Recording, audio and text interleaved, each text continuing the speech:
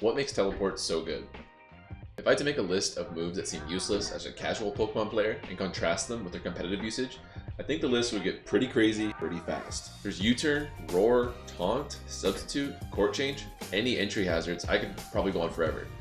However, new to Gen 8 is perhaps the most illustrious example on this list to date, teleport. That's right, the move that was literally just a worse version of Fly and that made you curse out your level 18 Abra for so many years as a kid is now one of the most influential moves in competitive Pokemon. Despite Sword and Shield cutting the original teleporter this gen, it made a slight mechanical change to the move. Instead of immediately failing in combat, it forces your Pokemon to swap out with negative priority. Now I've already explained how useful a move forcing you to swap out is in my U-turn video, so go check that out if you haven't gotten the chance. But long story short, it just means that if your Pokemon swaps, you get to feel the best matchup possible by making the swap after they do. And the thing about U-turn that's very interesting about it is that if your opponent stays in and doesn't switch, it kind of becomes like two different moves depending on how fast your Pokemon is versus theirs.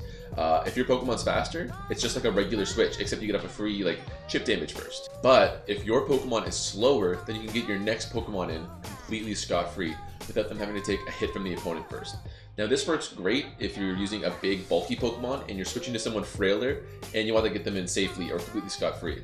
And this works exactly like that because you can get the guaranteed switch afterwards. And that's exactly where teleport comes in. Not only is it used by Clefable, who's one of the most common tanks in the game right now, but it also has a unique property that gives it that -6 priority I mentioned earlier.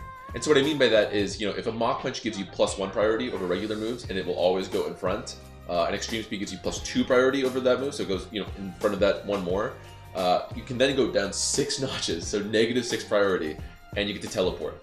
So you're always guaranteed the slowest pivot possible. And this can be really handy if an opponent U-turns on you, for example, because then you get to switch after they do. And this has really transformed Clef from a fantastic sort of do-it-all tank into a pivot that can also be used to keep up momentum for your team in a very offensive way. Slower pivot is actually so important that several top players have given their Clefables the minimum speed possible in order to ensure that their teleport will actually activate after an opponent's.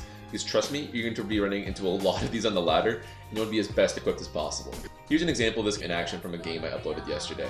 I've got my Clefable in against my opponent's Ferrothorn, and I'm trying to get my Rotom heat in, but I want to keep it healthy so I can use it as much as possible against my opponent's Steel-type Pokemon. If that Ferrothorn gets a knockoff against me, Rotom's going to lose his heavy-duty boots and take 25% from Stealth Rock on every swap-in, which is huge, and limit his offensive pivot potential.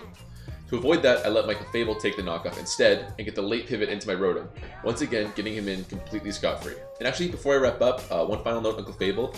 This pairs really well with one of its defining traits, which is Wish Passing. Wish is a 2-turn recovery move that passes half of the user's HP to whoever receives it.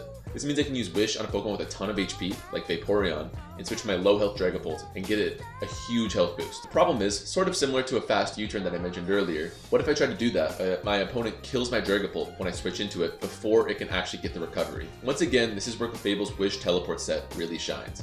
If you can get off a Wish and a teleport safely against your opponent, and your other Pokemon can enter the field without dying to the entry hazards, you are guaranteed to get off that Wish without them taking a hit. This adds an enormous amount of longevity to your team, and means that you can never really count a Pokemon out, which is extremely useful in longer Pokemon games where you need to keep these guys as healthy as possible for as long as possible. But that's actually going to do it for today's video. Thank you guys for watching. If you have any questions, make sure to hit me up in the comments below, and if you throw me a like or subscription, that'd be super useful. I'm going to do a whole video on Clefable itself soon, so keep your eyes posted for that. And one final thing is I've been getting a lot of questions and fan interactions lately, and that's fantastic. Please hit me up as much as possible. But it's kind of hard to find a good way to interact with you that's not just like a lengthy essay on YouTube, which I've already been pretty guilty of so far. So I've actually gone ahead and started a Discord. This is probably way too early with someone with a very small, fan base like my own, but I just want to find the best way possible to answer these questions and sort of interact with you guys as possible. So go check it out, throw some questions, introduce yourself, and I'll try to support and give a bit more shoutouts and videos in the future. But anyways, thank you guys for watching. Take it easy.